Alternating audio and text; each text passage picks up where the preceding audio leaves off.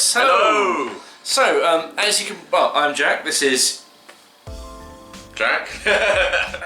Sean. Yes. Say your bloody name. So yeah, because I've taken the piss out of you for not being able to say it before. So it's only right I return the favour. Our final part of our top 10 worst Doctor Who series. Yes. Took us a while, didn't it? Yeah, it's been what, 6 months? Yeah. Well, since we started the first one, since the last one, since the last one. A little bit column A, a little bit column B. Yeah. Things happen in life. Yeah, it's fine. It's okay. True. So we're on our top 3 worst now, aren't we? Top 3 worst. These are, for whatever reasons we decide to unveil as we go. Yeah. The 3 that we dislike the most. And once again, these are pre-Jodie, which is ironic considering what's just fucking happened recently, Doctor Who. But we thought we'd stick with our rules. We're sticking with the rules for this because originally when we started it, we said it was unfair to include her because she'd only just started. Well, I think it's been established. And I gave up after episode 3 of series 11 of Rosa. So I thought, well, if I haven't seen the rest of the episodes, I can't add it in. So I thought, right, I'll be fair because some of these episodes I've hated for a long time now. Anyway, but, we have just watched The Fugitive of the Jadoon, so. But we can always retcon that in. See what I did there? Because we can do it too. We can do it too. So you never know. Maybe there'll be a new list following this one. Right. So we are now.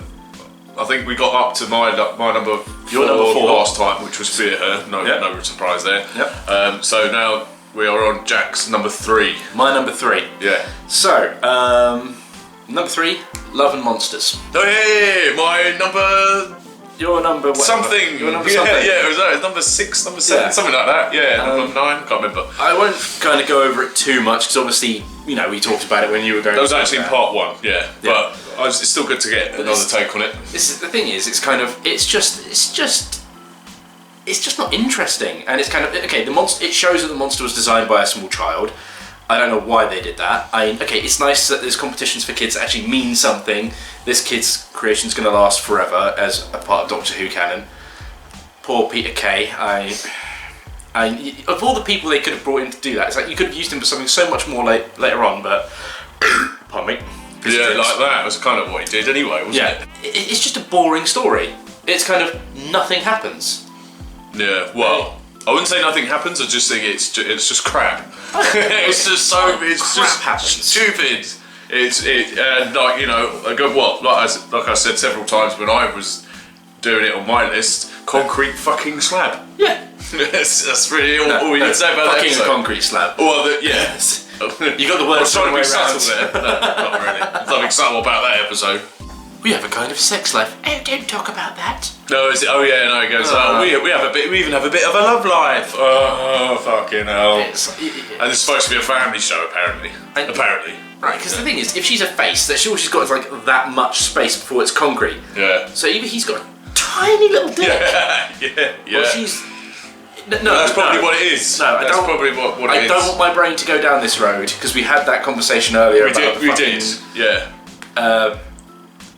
Sloppy Beach. The Sloppy Beach with the doctor putting her in the corner and servicing yourself when you feel like knocking one out. This has gone very different from the conversation I thought we had earlier. So I was talking about. Oh, do you mean earlier as in today or earlier in this list? Earlier today. Oh, which conversation? Could be put. You could put that to anything, really, couldn't you? Well, you could. We're talking about Fugitive of Jadoon stuff. Oh yeah. We can do that on a actually, little diversion just before we go here quickly. Just so for reference to the conversation, you can leave this in or cut it out if you want. I don't mind. It's kind of right. So the doctor's. Oh yeah. So the doctors basically think she's human because she's Ruth Doctor. Yeah. Because she's chameleon arch. Okay, fine, whatever. But her companion, which is the bloke who I can't remember his name. Obviously he knows what's going on. He's the Martha Jones, as you put it. Oh yeah, it's the Martha Jones of that situation in that instance. Yeah. And it's like, okay, I'm fine with that as well. But she thinks they're married.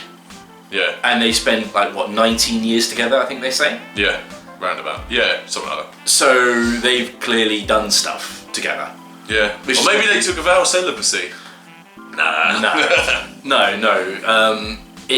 It may have happened that way, but it seems very unlikely. It's going to be super awkward for him, and 19 years without, you know, in a marriage without it. It's a pretty long time. Isn't it? Yeah, it's kind of. It's like most marriages though. Back to Love and Monsters. Back to Love and Monsters. Yeah. See, the Scooby-Doo beginning. Yeah. It's like Well, yeah, running up and down the corridors with the what's it called? I can't even remember the fucking. Is it Hoiks or something? Hoiks, yeah. Something Which again has been ripped off recently with the dregs, but you know, because. But we're not talking about Jodie, are we? We're not talking about Jodie. No, we're not. No. We still get a little bit in there. We'll get the digs in. Yeah. Get them in there. If the digs are fun. If they're going to do the preachiness, we'll do this back. Yeah. That's how it rolls. That's it. But yeah, I just got bored. The stuff in it was crap, and it was Dr. Light as well, wasn't it? But it was the original. Not the original. Well, it was the first proper Dr. Light episode of the new series. Yeah. And the thing is, I mean, they proved in later seasons you could do Dr. Light and you could do it well. And they improved on it massively. Yeah. Because the thing is, if you're going to do like a Dr. Light episode, the thing that I would think would be a good idea that I don't think they've done, at least for New Who and all that, because they may have done something like this in Classic Who. I don't know. I don't think they ever did. But you could do something like a day in the life of like. A person who works at unit as like an admin person. Yeah. Just like a random admin, like little Jane Smith or whatever. They sort of did that in the Mission to the Unknown, which was before Dalek Master Plan, I think. Okay. That's the one. Yeah, it's one of the big Dalek stories, either Dalek Master Plan or Dalek Invasion of Earth. I think it was Dalek Master Plan. Yeah. And it was that episode didn't have the Doctor in it at all. No. And it was about the other people around him. It wasn't unit, but it was again memory's hazy. So correct in the comments, but that was only like an instance in the 60s. So they haven't done it for a while. They haven't really done it. Yeah. So because you could do like a one-off episode. It's like this is just a person who's like walking around like unit HQ or whatever. It's like just doing their paperwork, minding their own business, and it's like, oh shit, Code 17's happened. Like, what's Code 17? Oh, they don't pay us enough to know that. And you hear like a couple of signs. You see some people running around in the background, and it's kind of like, you know, something has escaped from like a prison cell downstairs. Doesn't matter what it is, just generic alien is fine. Yeah. And then you could have all these people running around the building being chased by monsters. Like they do as a standard for New Who, and then at the end of it, it's like the Doctor just kind of turns up. It's like, yeah, I got a phone call from someone. Oh, this is what's going on. Zap, zap, zap. Done. End off. Mm-hmm. You can write something like that, and it can work. It's basically like Blink in repurposed a little bit instead of the time travel aspect of it. Yeah. But it's kind of again, you can do these things, and it's just better. Anyway, Love and Monsters. Maybe that's another pitching Doctor Who idea. Potentially. Cheap plug for another playlist. Woohoo! Yeah. But yeah, it's kind of Love and Monsters. No, it's how they beat him at the end as well. It's like it. Oh god, it's like all of us people who are absorbed. Even though we've been absorbed. Let's all pull him in different directions. Yeah. How your face is stuck on his stomach. Yeah. It's just dumb, and it's like, all right, so they don't matter, but we can get her in some concrete. Yeah. For the rest of them, like, it's too late for you. Yeah, you're all dead. Yeah. It's like, why can't we put them in concrete as well? Yeah. It's like, you know, if you had like all of them like, on a shelf. Weird. If you had all of them on a shelf, and people talking at him. He has his own gallery of Stone Beach. A bit of variety. Yeah. It's your turn. Yeah. It's another episode where it could be anywhere in the list, and I would agree with it. Yeah. To be honest with you. Yeah. So yeah. I'm going to cut it off there because it's kind of there's not really anything more that needs to be said. We did it all the first time around. We spoke about it. And cool. Plus, it's crap. So rubbish. Yeah. Yeah. It is not worthy of your time. No. Number 3 and number 2 for me have swapped so many times. Yeah. But I thought number 2, and I'll explain my reasons for this in a minute. Number 2 I found more insulting. This was just crap. Considering it followed Heaven Sent, which is why this is Hellbent. Number 3, Hellbent. Now, okay, so you spent all this time throughout New Who history going on about how the Doctor is like, you know, oh, he's alone, he misses his home planet, he regrets what happened. The whole thing about the 50th anniversary was just that Gallifrey falls no more. Oh, so it worked, we've saved it, brilliant. When he goes and tries to find Gallifrey because Missy's given him the coordinates, and then when he finds it out it's a lie, he gets really pissed off because he hasn't found it, and he smashes the fucking console. That's really good. But here, he finally finds Gallifrey, and then he tells the Time Lords to fuck off, get off my planet. He doesn't want it anymore. Yeah. The first 10 minutes of this, 5-10 minutes are actually intriguing. It's like, oh my god, he's back on Gallifrey. Yeah. He's finally back. He's finally found it. Yeah. And then the rest of it is all about Clara and trying to save her and making the Time Lords, holding them to ransom, all this stuff. It's just like, oh man, what a fucking disappointment this was. There's only two things in this episode that I kind of enjoyed. No. One, like you said, the first 10 minutes or so, when he's got a group of people around him when he's at the bar, not like the soldiers who join him later on. Yeah. But people who these are obviously people who knew him before he ran off, which means they're either his close family or friends. You never find out anything about them. You don't need to find out anything about them, but it's just interesting to see that he did have a life there. And I like that. I like that sort of little bit of world building there. The only other bit is like right at the end when he's like walking into the TARDIS, the music, the compelling music is playing. I mean that's it, because I was saying earlier, like, I've put this on Twitter recently as well, guys. This is why 12 just surpasses 13 in so many regards about being the Doctor, because he doesn't actually need to say a word, and he just is the Doctor.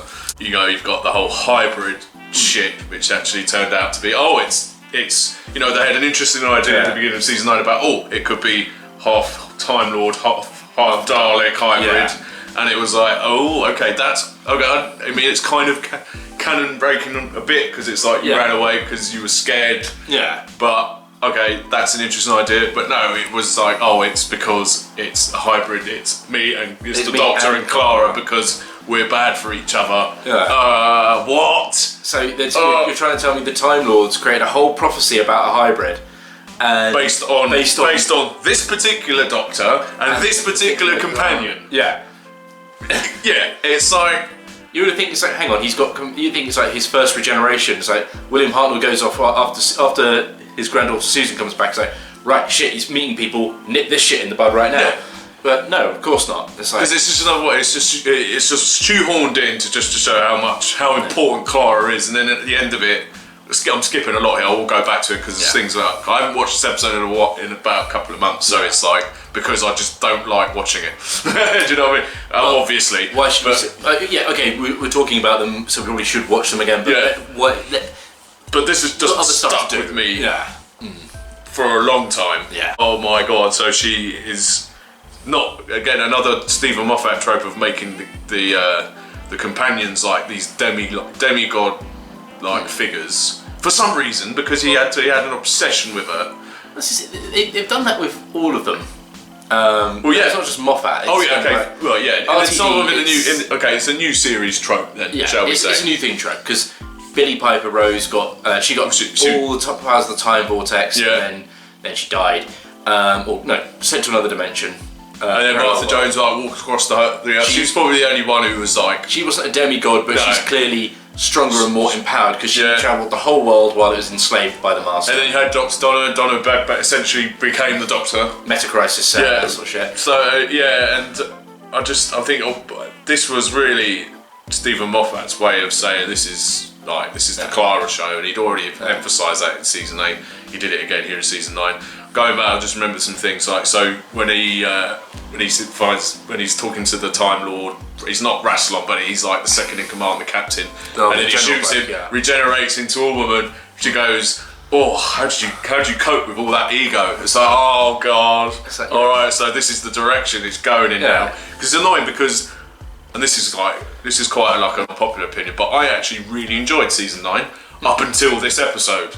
And then it just put such a black cloud over it, because it's things like this just foreshadow what was to come with the Chibnall era in a way.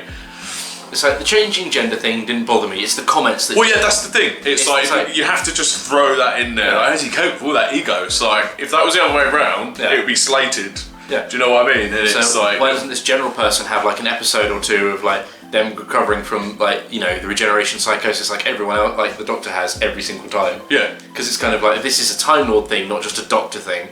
So shrug. Then we get Arya Stark back in it again, and I just think like all they're doing is they're ripping off Captain Jack here, because it's an immortal character caused by something the Doctor did. Yeah. Or something not necessarily the Doctor did, but it was indirectly caused by the Doctor or the TARDIS. Yeah. So it's like, why do we need another one of them? And then you did like a mention of earlier on in the series, or was it earlier on in the episode? It was like Captain Captain Jack Harkness. He goes, "Who's that?" "Oh, I'll run into you, I'm sure." Yeah. So all right, so we've got 2 immortal beings, and then you have the whole thing of the diner being like another fucking TARDIS that she stole from Gallifrey at the time, and then to be fair, he stole it. Well, with her in it, and now she's like the new Doctor, and she's like they're trying to act like she's like a Time Lord now because she's got her own TARDIS, and you've got an immortal being with Arya Stark in there with her, and now they're off on their own adventures. It's like, fuck off! It was just like a complete sham of a finale, as usual. It's like it's kind of, what is it with New Who and sticking the landing on finales? Or not, as the case is usually. It's kind of, because, has there been a good finale? I know in the best episodes I did say that I really enjoyed the Series 3 thing with the Master. I would say the tunnels, but even then that's personal preference rather than actually being good. I acknowledge it's not fantastic for most people, I just like it. I'd say the only really good one, and I say really good, the only sort of one that really did stick around was Parting of the Ways, Christopher Eccleston. Yeah. Because it was a good Dalek story, and it was like, it was a regeneration story, but I mean that was tacked on at the end rather than being the point. Yeah, that's right. Yeah, so I think for me it didn't have too many like universe fucking resetting, breaking things, you know what I mean? It was just the Daleks against the Doctor, and alright, with a little help from Bad Wolf, they ended up, they won out. But I think it was, in terms of scale, they just went ridiculous with the stakes in these finales, and I think that was probably the most sort of enclosed one as well, because it was set on Satellite 15, so it was very much quite a claustrophobic story. I didn't like love it. I don't think there's been a finale that I've gone, that was awesome. But for me, that was probably the best of the bunch. Yeah.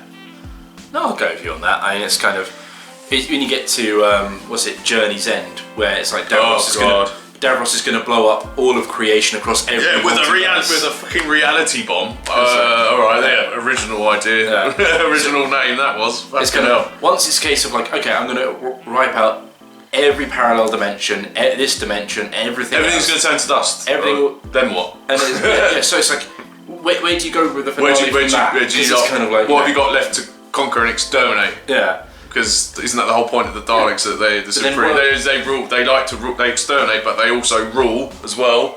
They have slaves that they use from time to time. But then it's like, what you can do as finale after that. It's like, you just stopped a threat to the entire multiverse. Infinite Crisis reference there. But it's like, even then, it's like, so what did you do next season? Oh, you reboot the universe. Yeah. Well, okay. And what did you do after that? Oh, you basically stop time. Yeah. All right. And what did you do after that? You jump into the Doctor's time stream, and and stuff happens. Yeah. Weird. So I mean, there's a lot more to say about Hellbent. That is just like, I should have really done notes for this one, because I've done notes for number 1. Yeah, number 1 is the one we're probably going to be talking the longest about. Yeah, it's just I just think it was a massive letdown for that season, massive letdown for Peter Capaldi. It had so much promise for about the first 5 minutes, and then they just wasted Gallifrey. They wasted the Time Lords again. They made it the Clara show again. Yeah. And to the point where she is still out there somewhere, like I said, in her own TARDIS with Arya Stark, and that idea, that notion on its own just irritates me. So that's number 3, Hellbent. Okay. Jack, number 2. Number 2. Well, I pour myself a non-alcoholic beverage. Non-alcoholic beverage. Weak. I know. Okay, so number 2. Next month we'll be back to being pissed again. Don't worry, guys. Yeah. So, number 2. Yeah. The Power of 3. Oh, all right. Chris Chibnall then, eh? Yeah. The premise of this episode is what? Right? Okay. I can barely remember it, to be honest. So what they start talking about at the beginning is just like, something about heart attacks. You've got another countdown. You've got Amy doing it. You've got Amy doing a voiceover. It's like, this is the year the Doctor stayed. Oh yeah. Well, it was basically, it was like It's like the little cubes. Yeah, but it was the way the Doctor was acting. It was like the Lodger Part 2, even though technically closing time was. But in terms of him being a person, Now it starts off. The whole thing is it's just like the first. It's like you've got almost 20 minutes of them just faffing about with these cubes. Yeah. That just can't do anything. Yeah. They don't know what's going on with these things. It's just a little cube. It's just They're just there. Yeah. And it's like they spend ages talking about it, and that Matt Smith's getting bored. The Doctor's getting bored. It's like goes out and plays football. He's like painting fences. It's like because he's bored. And okay, I get that. But you got 45 minutes. Your first 10-15 minutes, nothing happens. No. Then it's like, oh look, then you got Lethbridge Stewart's daughter appears. Oh, Kate Stewart. Kate Stewart. It's like, oh look, we're testing the cube. The cubes start doing shit, and it's if it was the cubes, and then jump to the bad guy at the end. Yeah. I would be a little bit more forgiving. Sort of the discount Emperor Palpatine. Discount Emperor Palpatine. Yeah. But what you've got in between is at Rory's hospital where he works. You've got a little black girl who's actually a robot. Yeah. Why? Why is that in there? Because Chris Chibnall. No, what does it do to the story at all? It's just there. Yeah. It's like Doctor finds it. Goes, oh, it's a robot. What's it doing? Don't know. They find the portal without it. Yeah. They don't need it. And this robot has 2 bodyguards, so it's apparently important, but it clearly isn't. No. What the fuck's going on there? It's just there for reasons. A lot of this is just wasted time. Yeah. In my opinion, a lot of it's just wasted. Like pretty much every episode Chris Chibnall's written. Yeah. Not even from series 11 or 12. Just the episodes he already wrote were crap, as far as I'm concerned. So it was like when he was announced as showrunner, it was like, oh, this is even before all the fucking woke shit started happening. It was just like he was just rubbish anyway. But the thing, in my opinion, of course.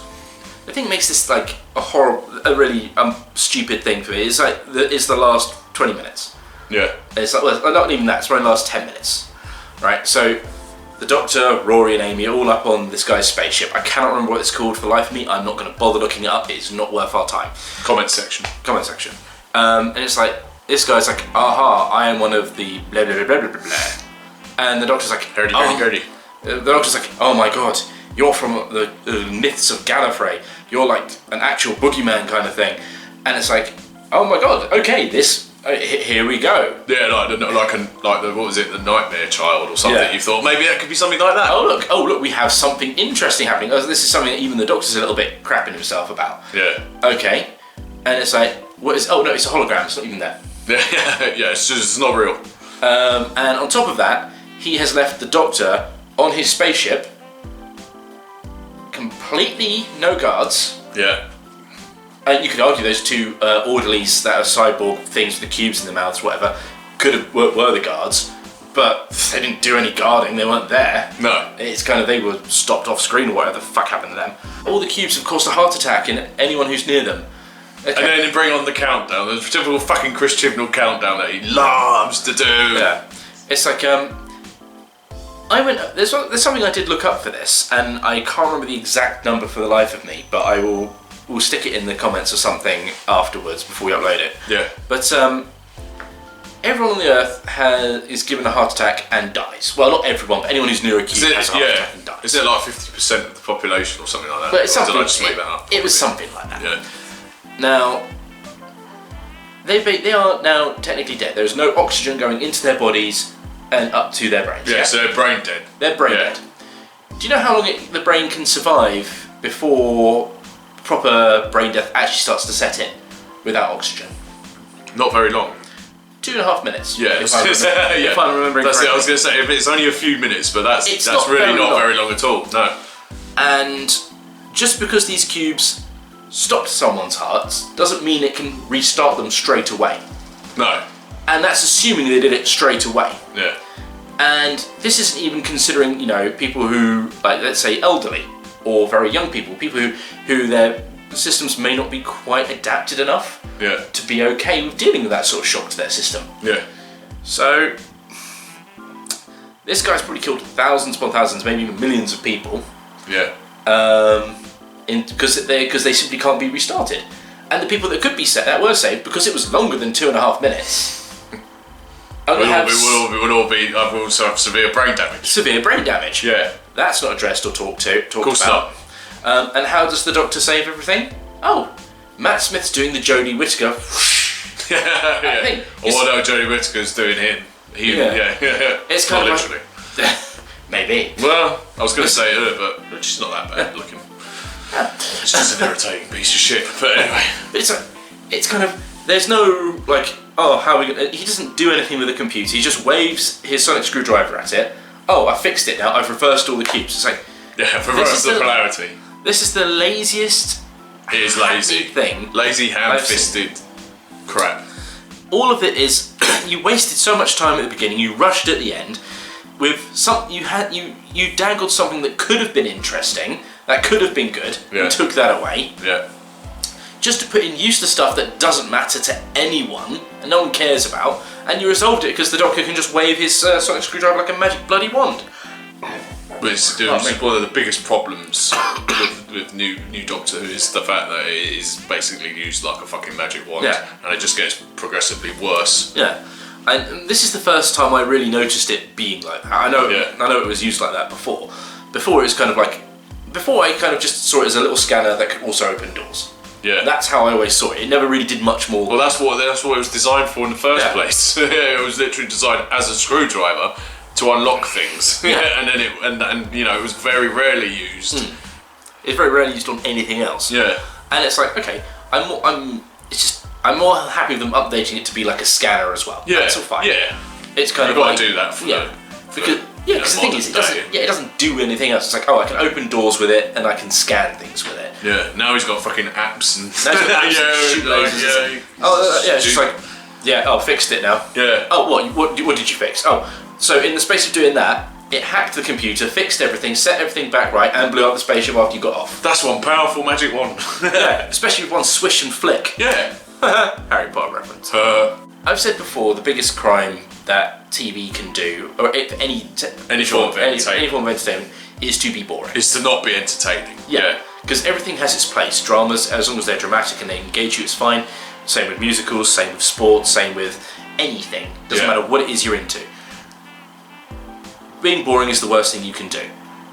Now, that's just if it's bad. This is deliberately insulting, because this was written, this was planned, and this was agreed upon. Well, I don't know if it was planned that well, but that's what it's saying. But it wasn't. Yeah. But he did this script, and Chibnall decided that this was the way he wanted it to go. Yeah. This is how he would like it. And Moffat approved it as well. Moffat approved it. More worrying. I don't know how much. I think he was probably at the point where it's like, because he's like not all the way through his tenure, but he was probably getting to the point where he's running out. It was his third year, wasn't it? Yeah. And so he was just kind of like, shit. It was getting to the. We need another episode. I was season 7 for me as well. I said this on the Noel stream. Noel the TARDIS Zone. Shout out to you, mate. Hello, Noel. I said this recently on the stream. It's like that someone asked, when do you think the decline of Doctor Who really started? And I said, actually, I think it started as far back as season 7. In terms of just the quality and the writing got more slack. It got more convoluted. It was just. That's when I noticed the. I mean, it was still watchable. It was still Doctor Who at that point. Let's not mistake this here. But that's when I noticed that there was a decline. Rather than being up there, it's kind of starting to go like that. It's still fairly high up. But there was a decline. There seems to be that was the beginning of the decline of giving a shit as far as Stephen Moffat was concerned with this run. You have shown me something that could be good. You have shown me something that could have been interesting, and you filled it with some crap. You wasted so much time at the beginning. You filled it with some crap in the middle that has nothing to do with anything else, and towards the end, you rush the end so much. It's kind of, anything that could have been good and interesting. We just don't know. We just don't know. Yeah, and we'll never know because it was just rushed. Yeah. And did this alien thing ever come back? Did Discount Palpatine never reappear again? No, of course not. No. Now Chibnall's showrunner, is he going to do anything with it? Of course not. No, because he doesn't remember what he wrote last week, let alone what he wrote years ago, 3 or 4 years ago. He's been drinking toilet duck. He doesn't remember what happened last night. He's been drinking the woke Kool-Aid. That's what he's been doing. I'm just not a fan of that particular episode. Fair enough. Yeah, no. Neither am I. It's a very forgettable episode. Like, I think I've only watched it in grand total twice. Yeah. In like, what was it? When was it out? Series 7. So we're talking nearly 7 years ago. Yeah. So yeah. So it's not very memorable. No, to be honest. But I can understand why you. It's kind of, I like my continuity. Put it up as far as you have. I like my continuity. I like my things to make sense. I like my canonicity because canon is important. Yes. So that when you do things, that's kind of like, oh, this links into canon. This is something that could be really good, and then don't do anything with it or waste it or just be stupid with it. Then it's like, what's the point? Yeah. Yeah, fair play. So that was Jack's number 2, the Power of 3. Yeah, 2 and 3. In 2 and 3. Yeah, I know. It's a bit of a mindfuck. Right, my number 2. Right, so this is actually a sort of a finale of this list in terms of a running theme that's been going through it. Yeah. And it's also a finale. And it's the finale of season 8, Death in Heaven. Oh. One of the reasons why this is on my list, as I said, it's a finale of a running theme in this list of absolutely desecrating the Cybermen in the new series. And another fucking thing of Love Conquers All, and also, in my opinion, some people like this, I absolutely hated it, was the retconning, well not the retconning, but the shoehorning in of a particular beloved character in the classic series. That was Alistair Gordon Lethbridge Stewart. Right, Cyber Pollen. Hey? So you're telling me that this stuff raining from the sky can create new Cybermen? It can turn the dead into Cybermen. Right, okay. How? What the fuck? No, I'm sorry, that's bullshit. Okay, they've already messed around with Cybermen in the new series about how they're made, and now it was like, okay, it was bad enough for me that it was a case of, it's just a brain in a metal suit of armour. Yeah. Right? Surely the point of Cybermen, and this is that when they convert you, you're already alive. Yeah. You're just being augmented to fit the hive mind and to be part of the collective Cybermen. So Missy, good old Missy, okay, I'm going to be jumping back and forth here, so apologies for that, but it's just whizzing around in my brain about how crap infuriating this episode is. So, okay, so we've established Missy is the revelation at the end of Dark Waters that Missy is the Master. Okay, fine, right. So that was like the precursor to what was to come, but I could kind of accept it a bit more because the Master likes to fuck around with the Doctor. Yeah. So why wouldn't he go? Oh, you know what? I'm gonna be female this time, just to really mess with it. And Michelle Gomez is just Michelle Gomez is great. Yeah, so she's brilliant. So that's, yeah. So, but my biggest bugbear with their relationship is that she tried to give him an army of Cybermen as a gift. But again, that's not. Oh, it just doesn't work for me because nothing. Even the John Sim Master, I was even going to go back to the classic series, right? But even as not as far back as the John Sim Master would try to be his friend. And give him an army, and it's just like just the worst idea for their relationship, as far as I'm concerned. Okay. Now we also have good old Danny Pink. Yeah. Bless him. Who overrides the emotional inhibitor. Oh look, see? Where have we seen that before? Oh, only in 2 other episodes on this list. But they love to do it because apparently certain characters are allowed to do that because, story. Okay, I kind of felt sorry for him in a way because the Doctor treated him like shit for most... the Doctor and Clara both treated him like shit for this whole season. He deserved better. Yeah. So, after he dies, he gets basically turned into a Cyberman by Cyber Pollen. Yeah. Fucking hell. Because they're children, they're like infant Cybermen, as the Doctor calls them. Yeah. So it's like, alright, so they're still like a bit wobbly on their feet because they're not new Cybermen, but hang on, isn't every Cyberman a new Cyberman? Yeah. Like, even when you're alive? Yeah. Like, so that's just bullshit. No. Anyway. Yeah, it's a dead body, but we put the consciousness back into it. So, hang on. So it's a skeleton in a suit of armour. Yeah. That apparently has a soul. And it's brain dead. But then even in New Who series continuity, it was a live human brain in a metal suit of armour. Yeah. So it still needed to be alive. The person still needs to be alive. The brain still needed to work. It was a very careful process. Yeah. So yeah, for some reason the cyber pollen has built in.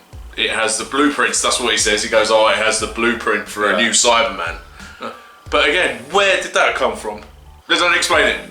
They don't explain this new form of technology, but somehow he knows about it, even though that's never been discussed before or since. There's an even bigger problem with it, right? Okay, you've got cyber pollen that can convert the dead bodies into Cybermen. Yeah. Why don't you just rain down on living people and convert them into Cybermen directly? Yeah. Well, the thing is, it's like, oh, there's more dead people than there are alive. The people that are living. There's more. The dead outnumber the living, is what Missy says, right? Yeah.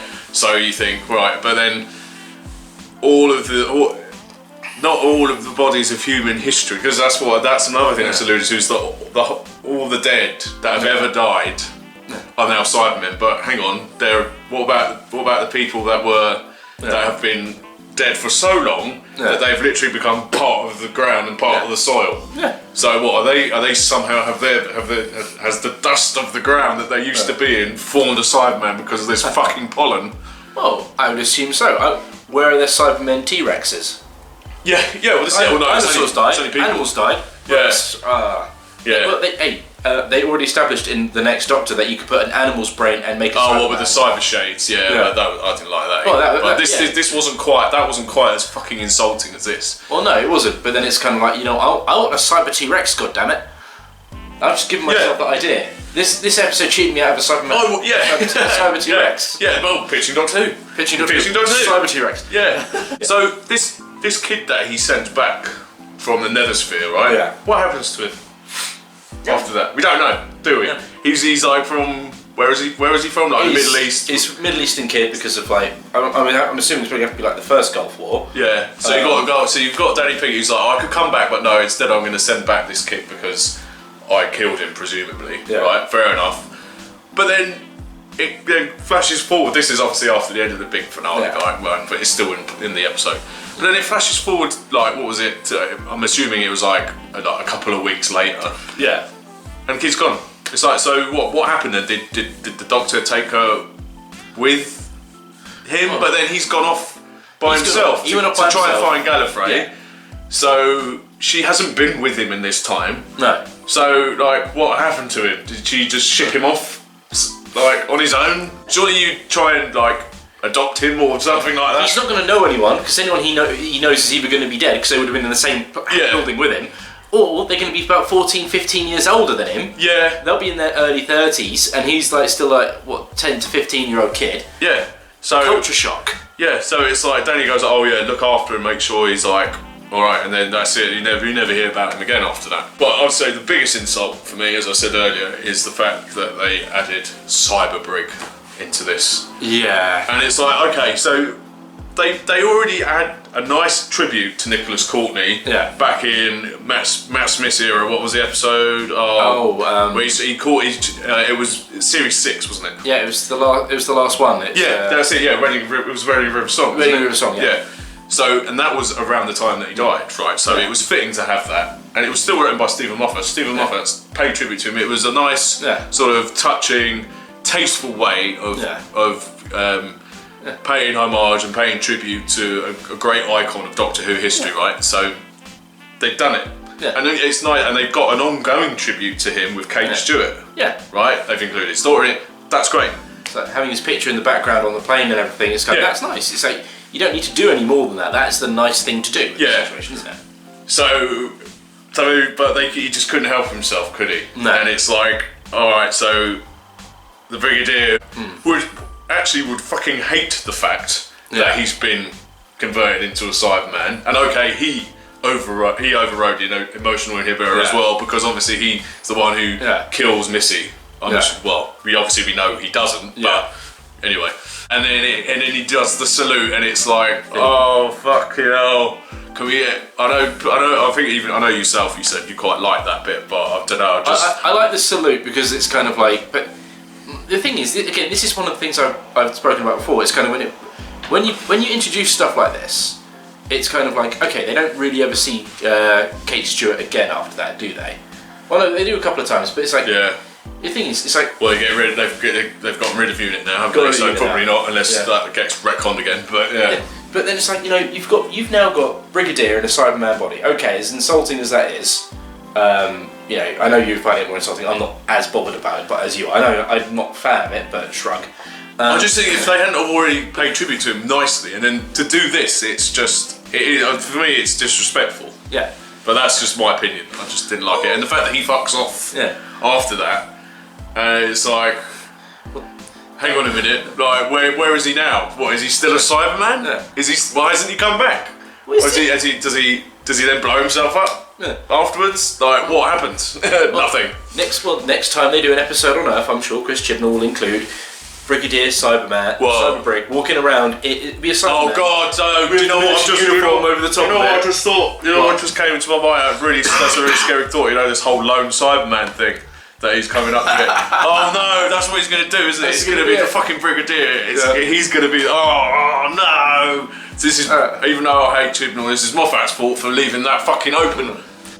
But don't get me wrong, Peter Capaldi is great as ever, and it hurts me. It hurts me to include any of his episodes in a top 10 worst list. But none of it is to do with him. It's to do with the complete abomination of writing and fucking just character assassinations around him. So.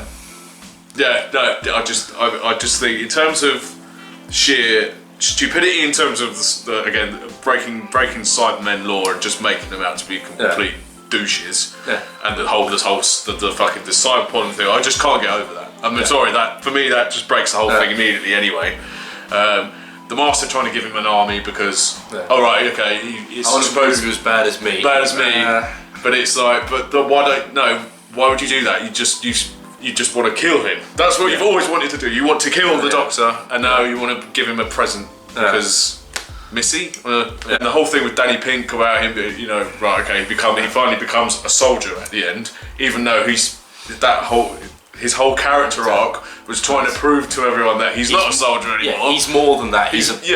So now he's gone back. They've just reverted back to type, and now he's like, no, he's the leader of the fucking Cyberman army now because they've reversed it or whatever. I can't even fucking remember now. So then he blows himself up. It's like, oh yeah, great. What a waste of development that was. Yeah.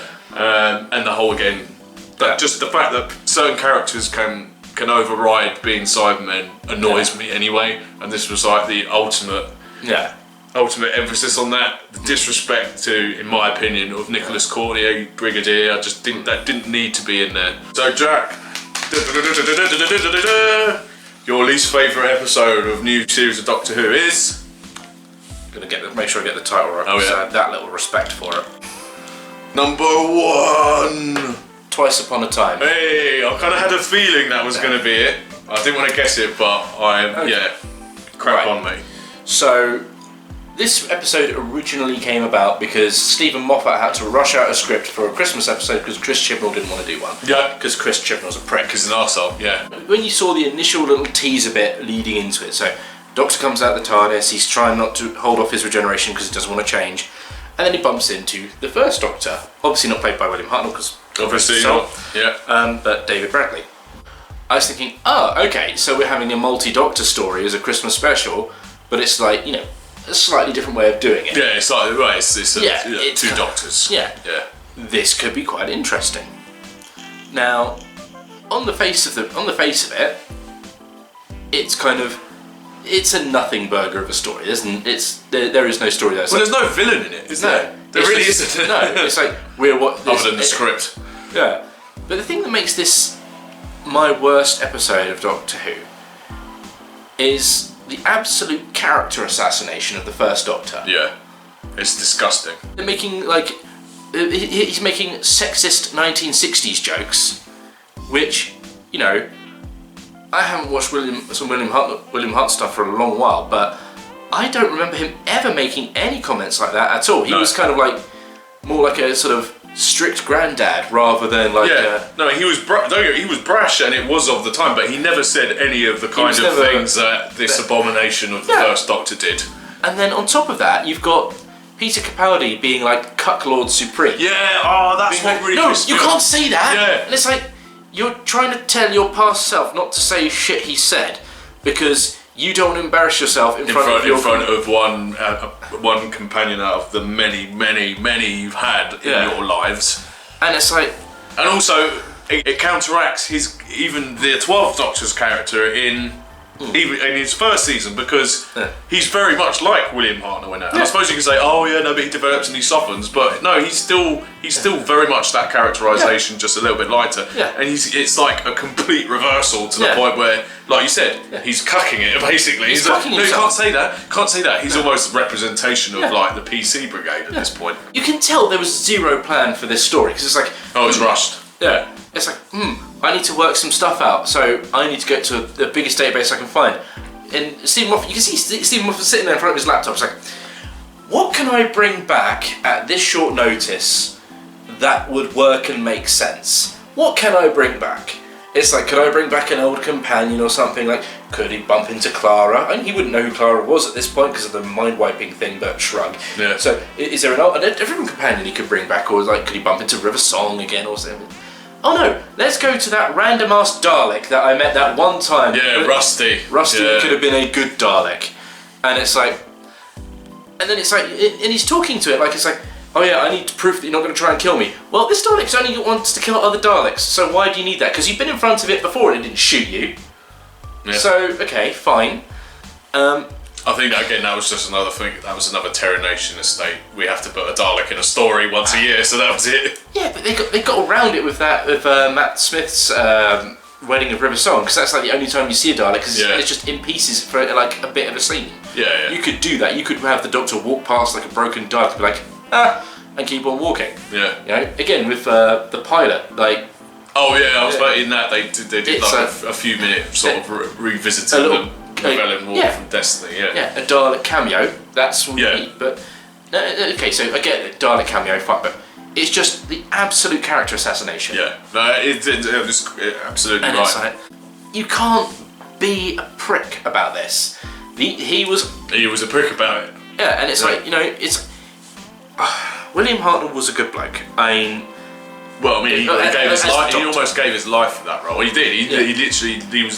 He lived and breathed every moment of it until he literally couldn't anymore. Yeah. And that's why he left. That's why they had to fucking introduce the whole idea of regeneration in the first place. You're basically shitting over the very first Doctor because you want to score cheap, jokey points.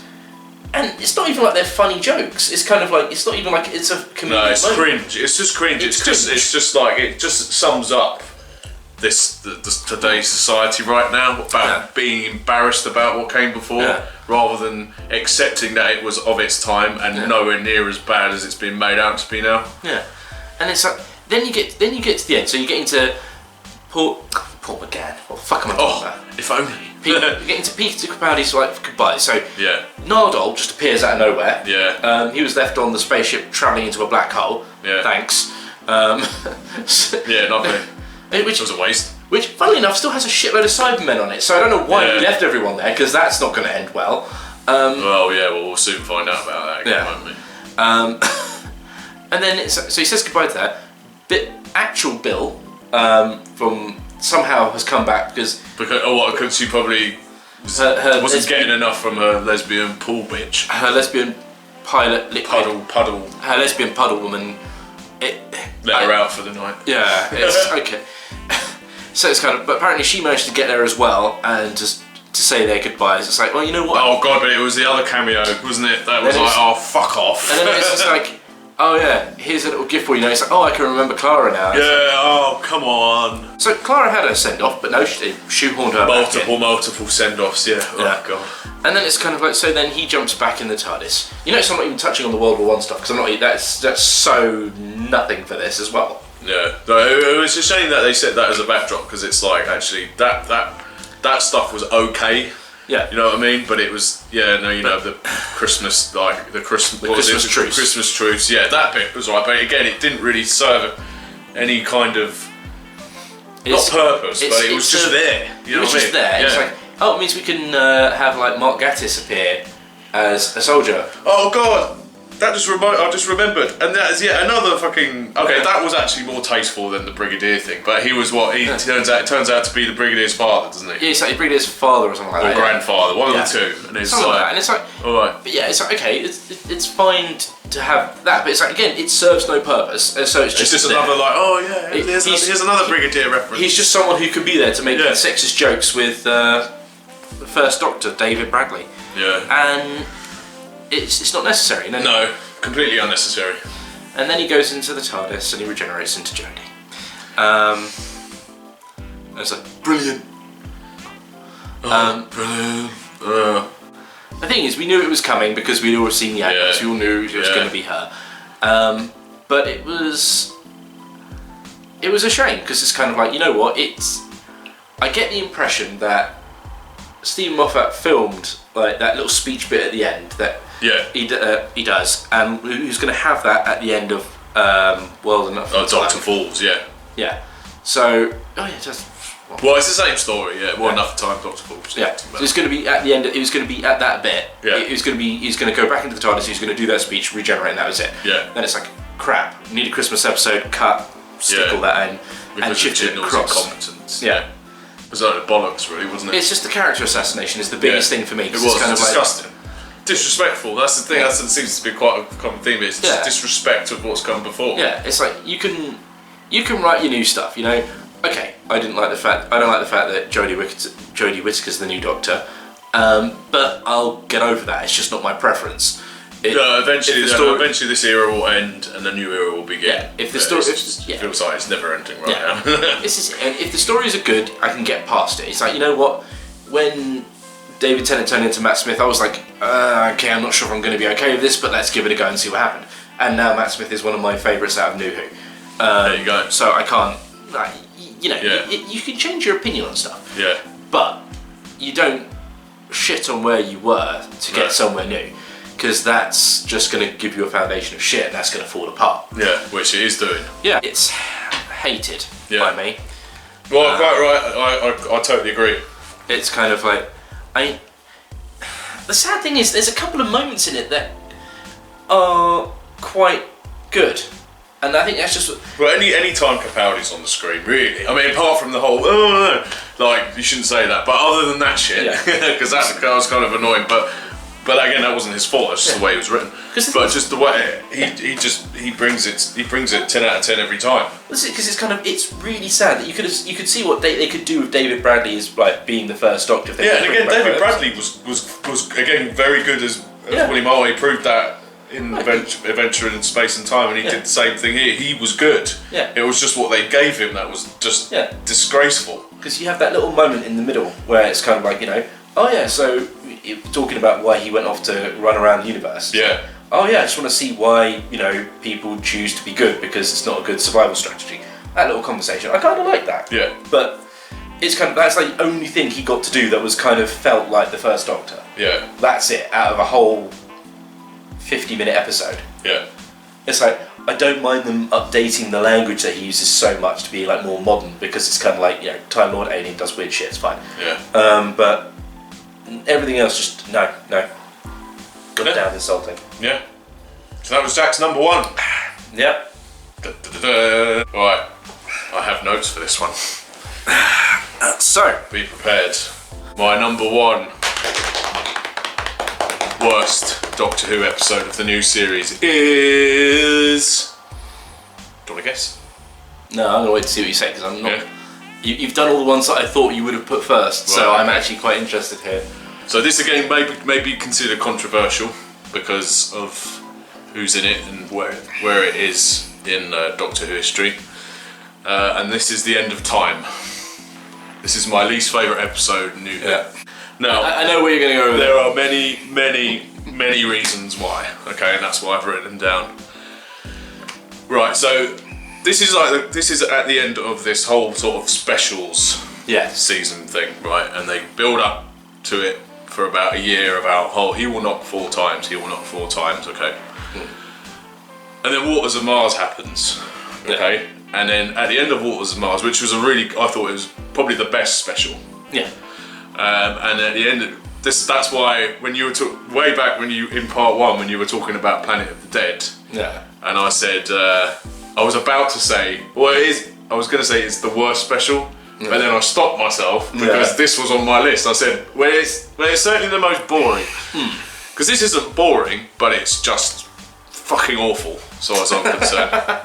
Cast your minds back to Waters of Mars, okay? So it was like the penultimate special of David Tennant's. Ryan knew he was going to regenerate this story, etc. Yeah.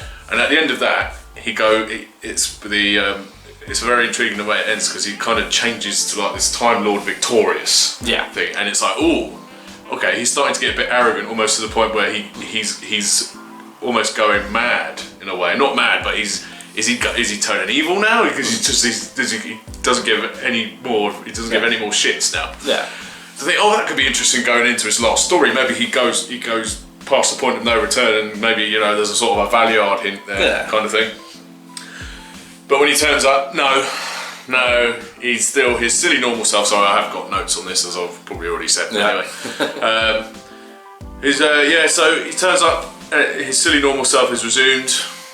So he's like, oh, look, I can lock the TARDIS with a car. See, locked it with a car. So it's like they've just completely skipped over the idea of him with this Time Lord victorious thing. Yeah. And he's back to who he was before. Okay, we don't know where he got off to between these stories. Okay, he said he went off with Queen. Was it Queen Elizabeth first? Queen Elizabeth. Yes. We see the stuff from the 50th anniversary. Yeah, so that comes back into it. But then it's like, but I really wish they'd have sort of played on more about the Time Lord victorious rather than just going back to it. But anyway, wasted potential. Yeah, exactly. But the episode actually opens with someone narrating at the beginning.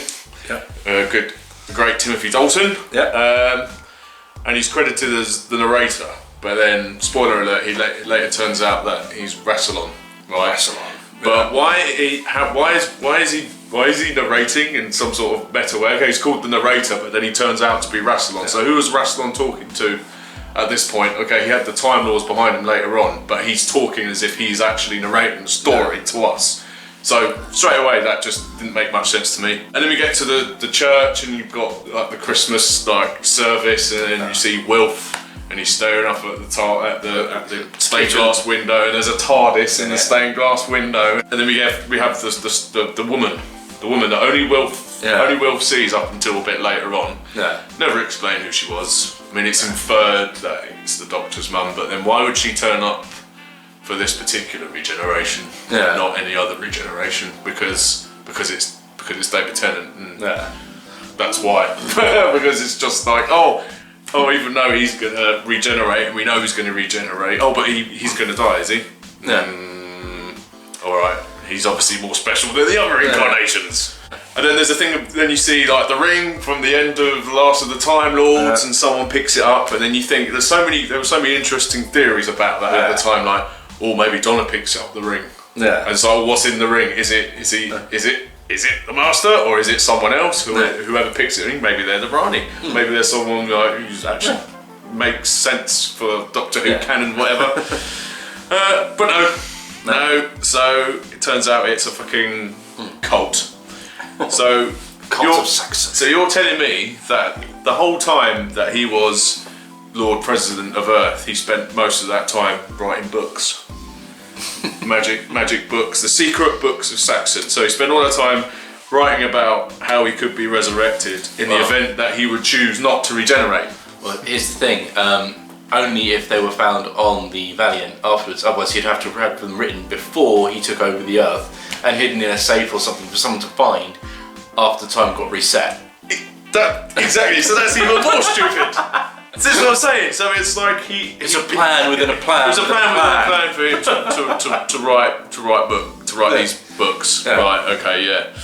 I've got here in my notes. Right. Wilf is the only good thing about this fucking shipstorm story, as far as I'm concerned.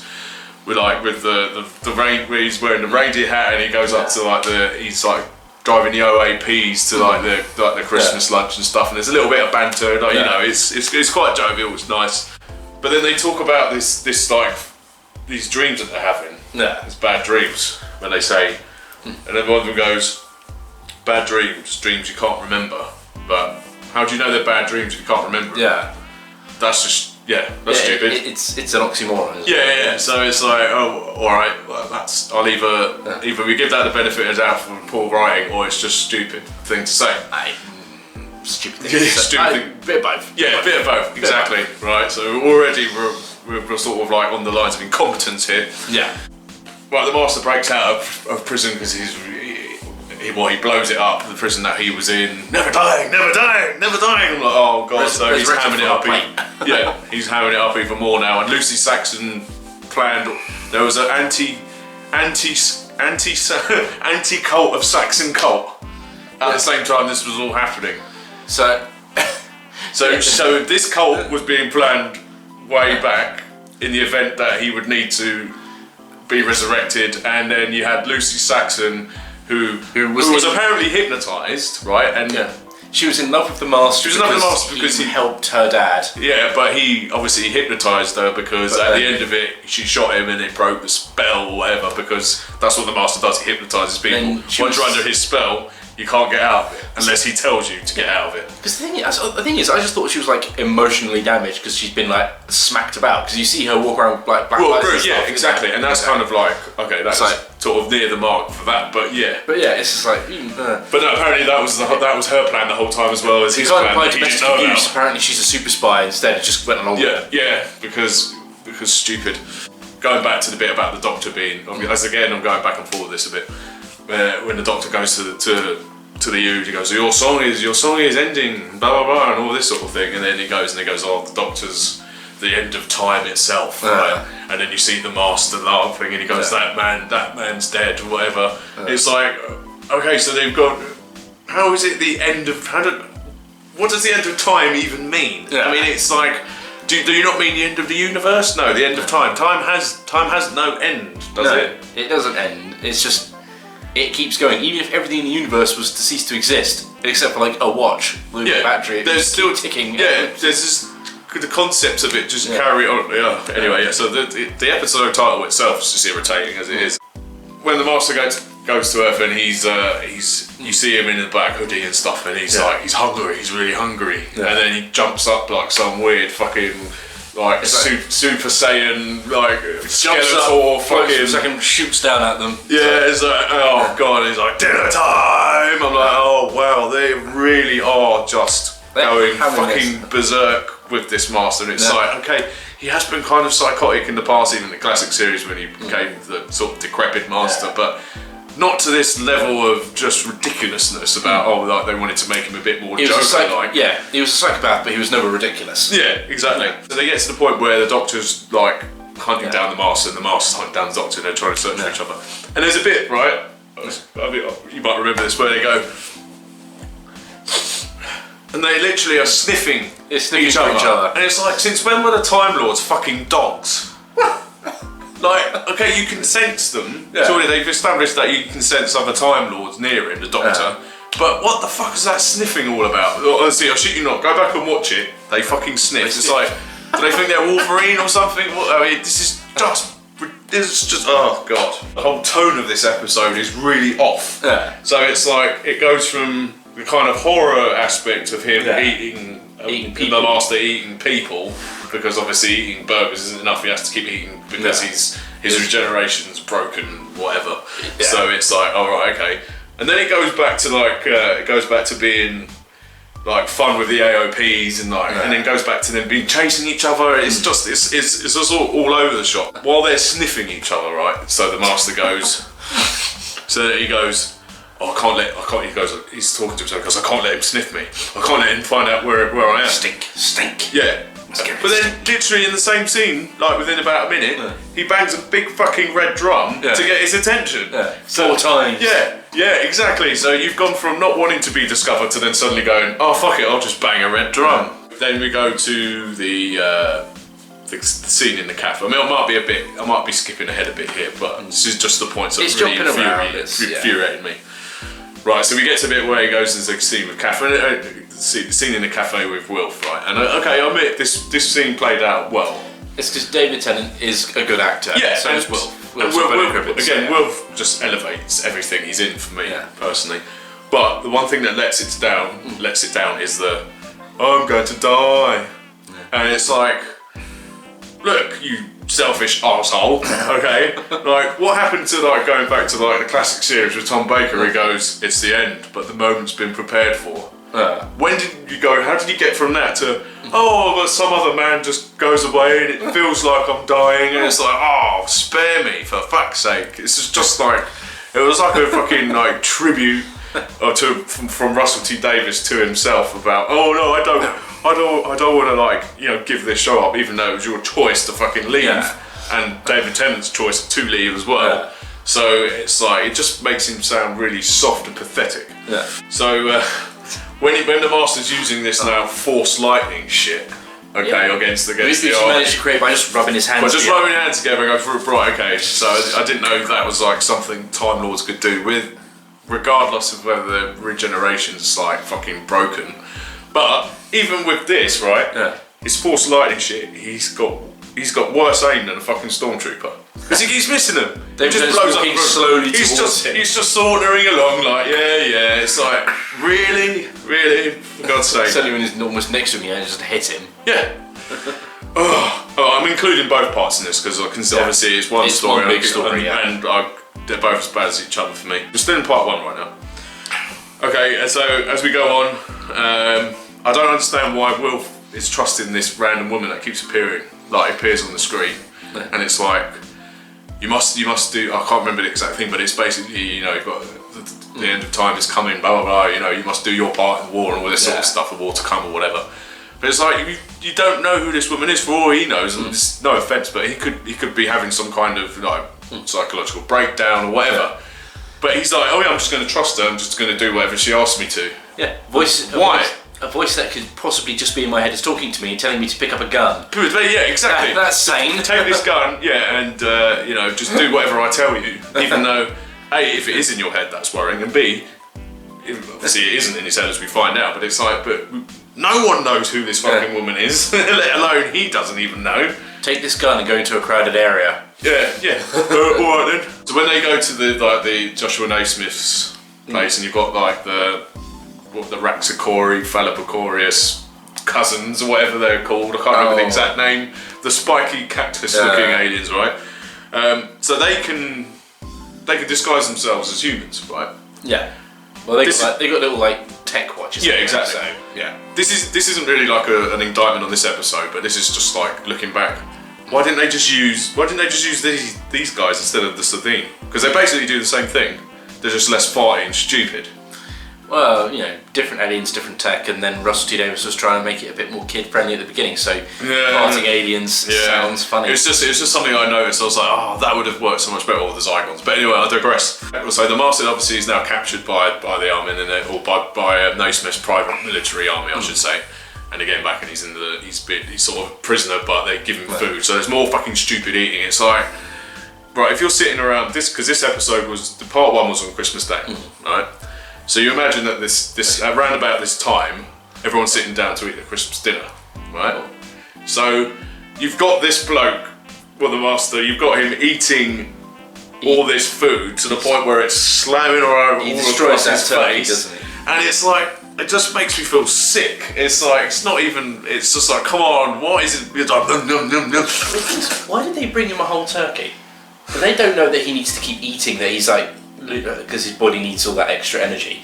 So why don't they just, you would imagine they just bring him like a plate of normal food, like you meet like some slices of turkey and some veg on it. Well, the only thing I think of is obviously they've seen like these like dead bodies the charred remains of these people, and it's like, oh, we better feed him something that isn't a person, but still there. But the whole idea of it for me is just, it's another kind of silly RTD era type trope. It's like, make it look a bit like cartoonish. The thing is, it's kind of like they never establish how they know to go and get the Master. It's like they say why they need him. Oh, we need him because he's smart enough to fix this. Fine. Well, yeah, because they know he was. But how do they know?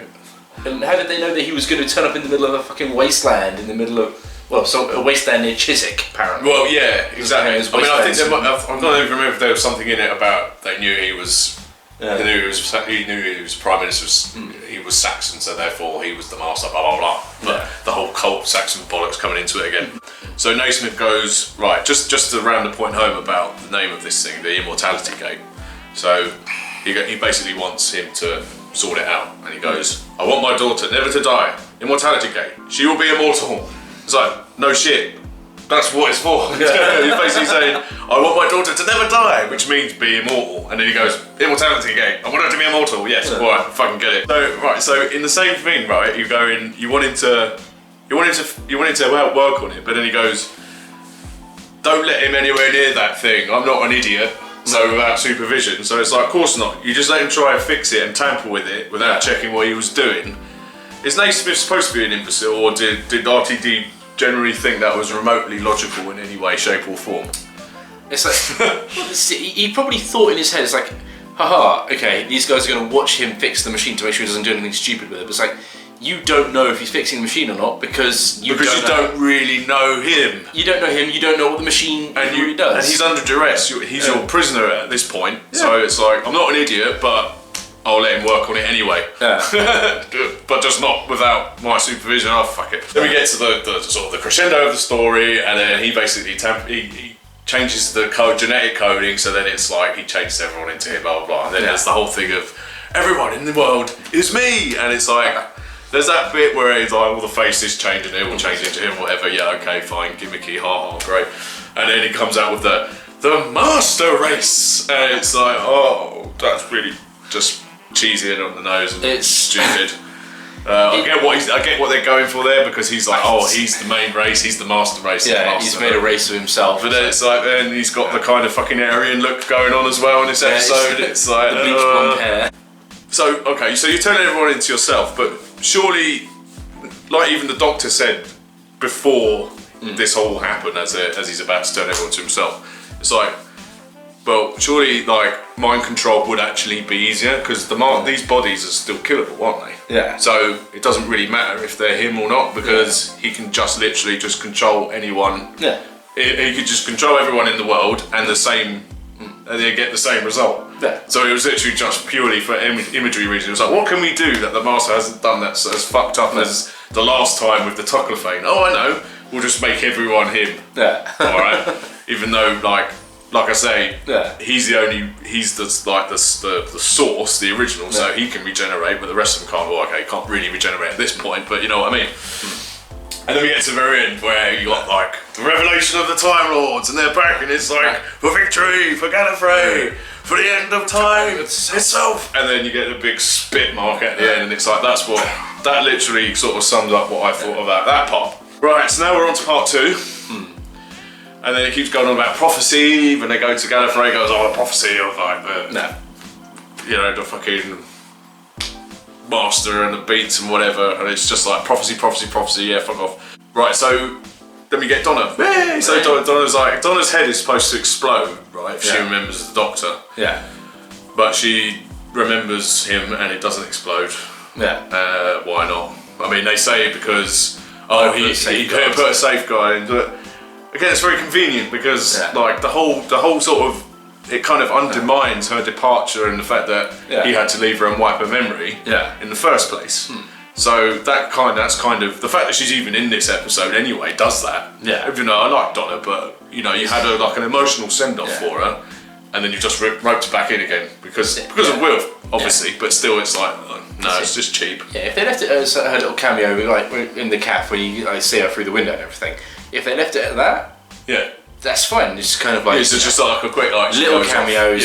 I'm fine with stuff like that. But yeah, as you say, dragging them back in just to drag them back in. And then so like okay, so she knocks the masters out, whatever. Yeah. Okay, so then they're so this is another sort of canon breaking thing with the master that I never was on board with, the whole drumming thing.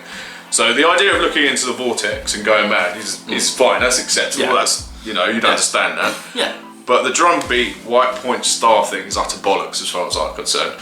So we're supposed to like retroactively watch old episodes with the master in it, like obviously Delgado, Ainley, Beavers, etc. So their motivations were drums in their head. Yeah. Not because they wanted to take over the universe. Slowly driven insane. So you have to now. It's almost tainted watching them back because it's like, oh, they've got the drums in their head. It's like, just did not like that at all. So then the master's like giving orders to themselves, But why is he taking orders from himself? Because if everyone on Earth is him, surely the soldiers would know what to do because they are him. They wouldn't need to take orders from him because they are him. Yeah. I just fucking hate this whole everyone's the master thing. Can you tell? Can you tell? Is it that obvious? No, not at all. You're fine. So we go back to Rassilon and he's all right. He's found a way to get back to Earth, and he throws. So there's a projection of Earth, right? Yeah. Gallifrey, or wherever they. It's got a hologram of Earth. It's got a hologram of Earth. So he throws the star into the projection. Yeah. And it goes to Earth, and it's like, what? Wasn't it a hologram? How can you throw that into a hologram? Because man, he's wearing like a metal. He's wearing a metal glove of doom. Yeah, so he's magic. Yeah, it's not ornate or different at all. It's just a suit of armor glove. Yeah, and it is magic. Yeah, so that's what he does. He just does magic. It's just great, brilliant, fucking ridiculous. And if it's like the Thanos Infinity Gauntlet, that'd be amazing. Well, yeah, maybe that's where they sort of ripped it off from the comics at that point. But oh god. So there's this whole thing about so this is the Doctor's final battle at the end of his life, but it's not though. Just this episode. It's just this episode and this incarnation. Yeah, it's the end of this incarnation. Yeah, right. So it's like again, it's more sort of oh no, because it's the 10th Doctor. That's it. He's gonna die. That's it. Gone. But no, it isn't. Okay, so this is actually going back. Well, I say go. It's going back to number 2 on my list about. Like using the dead. Yeah. So there's like a conversation where Wilf went on the ship. And Wilf goes, "Do you think he changed them, like them in their graves?" Yeah. And the Doctor goes, "I'm sorry," which basically acknowledges that even the corpses were turned into the Master as well. Do you imagine they were healed? Which means you've got versions of the Master lying in coffins underground, whacking at the thing. Well, see, that would be quite creepy, but it's not. They're just dead. They're still there. It's just him. It's just turned into him. Like you don't see if they'd have shown you like Masters coming out of the grave. That would make more fucking sense than cyber pollen. But anyway, I'm going back. So then he goes to the Doctor goes to Wilf when they're having this conversation. He's just like talking about fathers and stuff, and he goes, "You know what? I'd be proud if you were my dad." That's from Doctor to Wilf. Yeah. That's quite a nice moment. But then later on, obviously when we get to the regeneration, he then turns around and goes, "Oh, why are you? You're not important." Nah, it's like, you're a twat. You just said you'd be proud to be, you wanted to be your dad. And then he was like, "Oh no, actually, you're just a small insignificant speck of human space feces." It's just no. It's just so much going back and forth between like consistencies in these characters. Yeah. It's just ridiculous. So when the Time Lords finally arrive on Earth, they literally just undo everything the Master's done in a second. Yeah. And it's like, okay, you can imagine like Rassilon would probably have more power than them to do that. But it's Time Lord tech, but you've got to actually show him having Time Lord tech rather than you just got the Thanos glove. Yeah, it's not even like explanation. It's just that's it. It's just like obviously like the hand. Now it's like what is it? We've gone from like the hand of Omega to the hand of Rassilon now. Yeah. Oh, brilliant. So the whole thing about them trying to bring Gallifrey back into this universe, right? Yeah. So Gallifrey is many times bigger than Earth. Yeah. Right? The moment it gets anywhere fucking near Earth, okay, that would be it. Like it would just be like a complete cataclysmic just annihilation. Yeah. But for a few minutes it's just a thing in the sky that they can see. Yeah. It's like surely there'd be like fire in the sky and it would just be like absolute chaos, but no. But again, that's just that's stupid. Right, so we don't actually know this is, like I've said, Rassilon at the beginning, but we don't actually know this is Rassilon. You could probably infer that it is, but if you're literally just a casual viewer who doesn't really know about Time Lord lore, right? Literally in one word, he goes, back to the Time War, Rassilon, back into hell. It's like, alright, so you've just randomly thrown his name out there at the very end of the fucking episode. Yeah. So it's like, alright. I remember when we were talking about this at the time, years ago, it's like hang on, so why is this Rassilon? It's kind of like, because he's long gone, but it's like, oh, okay, well hang on. He's going to be Rassilon. Why? Because it's a name that we know from classics. It's never an classic that we can throw him without giving any actual sort of backstory to. Yeah.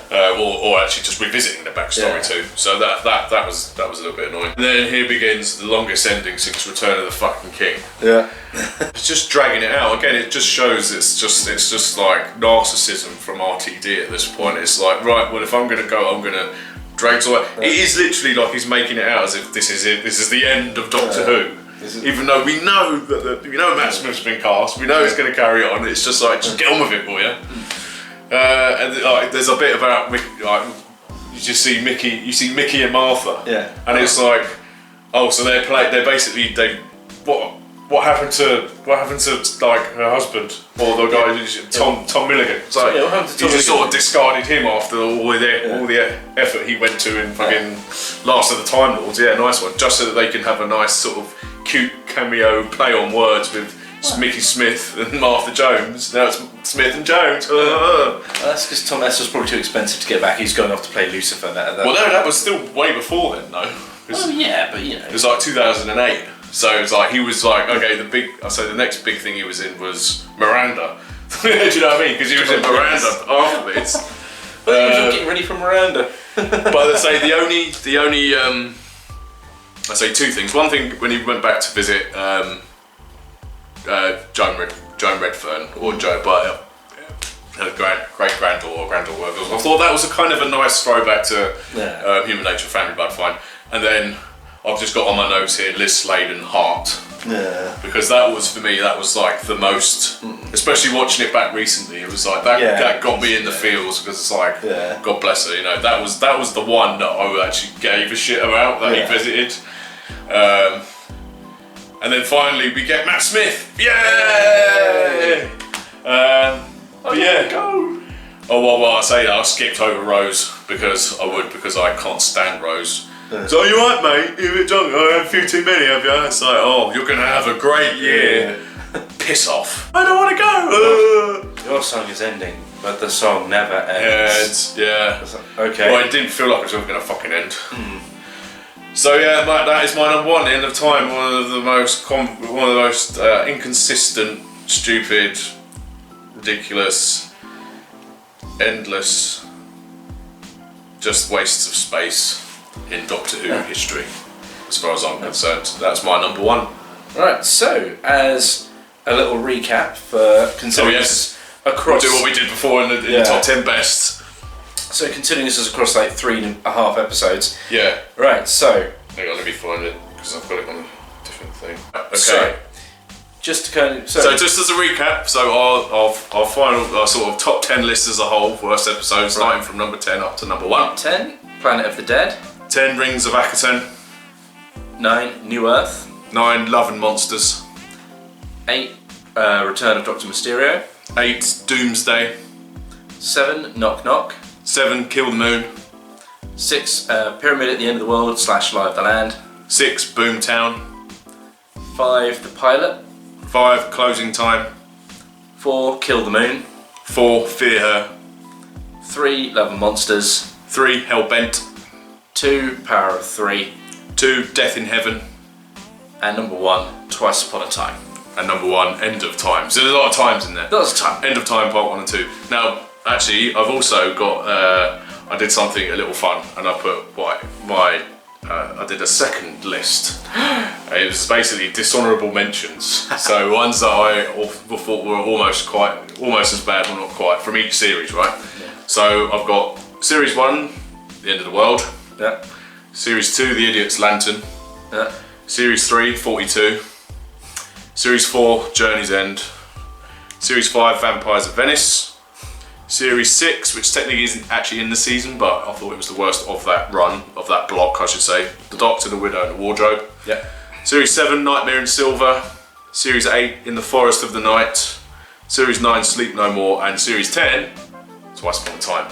So these were ones that were actually, they were sort of... They almost were, there. They were in the list, then they were out, and they were in and they were out, and then I've managed to sort of categorise it into a top 10 dishonourable list as well. I didn't do a dishonourable list, but... I felt like I had to, because there were some that I just couldn't choose between, and then I had to just give one the edge over the other. I don't disagree with what you've got in any of that, so that's fine. So We finally got there. Yes. We finally finished it. It only took us nearly a year, but comments in the comment section, obviously. Yeah. Do you agree with what you said? Do you know, is there anything you would say is better or worse? Anything that you think? What your top 10 worst list is, and also best, because we've got a playlist just up there somewhere about our top 10 best, because we don't always hate on this show, even though at the moment it's easy to do that because it's very easy to do at the moment. Down the shitter. Yeah.